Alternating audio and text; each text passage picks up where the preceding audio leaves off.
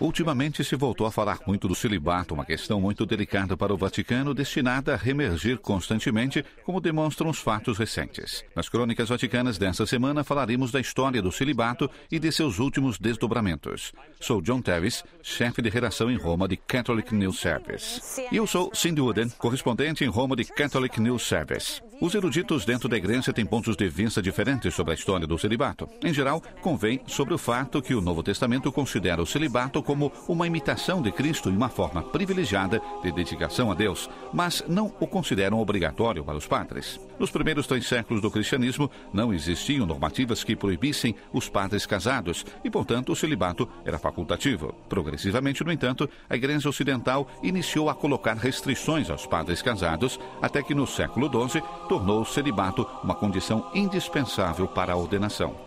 Enquanto isso, as igrejas orientais continuaram a ordenar homens solteiros e casados, estabelecendo, no entanto, que os padres não podem se casar depois da ordenação e que os bispos devem se manter celibatários. O resultado dessas tradições separadas, apesar dos católicos não se lembrarem, é que a igreja hoje tem padres casados nos ritos católicos orientais. De fato, os representantes da igreja estão conscientes de que o celibato sacerdotal é uma regra e não um dogma, e que está sujeita a possíveis mudanças ou exceções, sobretudo em circunstâncias especiais. E assim, chegamos aos últimos fatos. A nova iniciativa do Vaticano para acolher os ex-anglicanos na Igreja Católica permite aos anglicanos casados de se tornarem católicos, mesmo analisando caso por caso. Para alguns, isso foi visto como um sinal que o Vaticano pretende afastar-se da regra geral do celibato. Mas essa semana o Vaticano reafirmou que não é assim. Bem, o Vaticano disse claramente que no geral não mudará nada e citou o Concílio Vaticano II ao louvar o valor do celibato como estímulo à caridade pastoral. Nos últimos 25 anos, assistimos a atentas discussões sobre sacerdotes casados, normalmente por ocasião do Sínodo dos Bispos. Penso que um primeiro exemplo ocorreu no Sínodo de 1990 sobre a formação sacerdotal.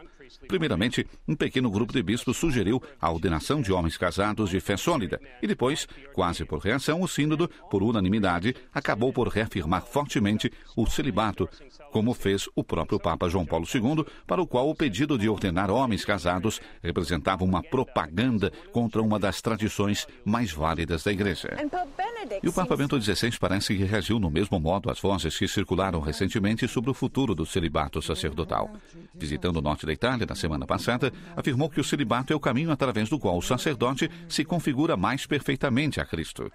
Poucos dias antes, o Jornal Vaticano publicou um longo artigo do cardeal Dionigi Tettamanzi que defendia o celibato como uma escolha que ainda hoje, em tempos modernos, pode inspirar muitas pessoas.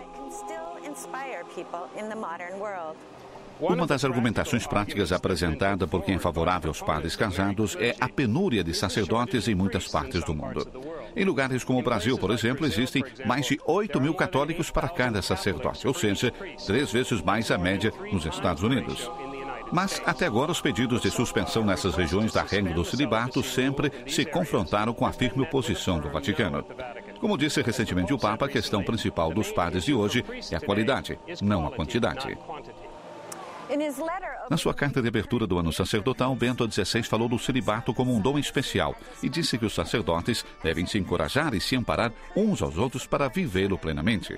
As palavras do Papa destacaram que, também no futuro, os padres casados na Igreja Ocidental continuarão a ser uma exceção à regra.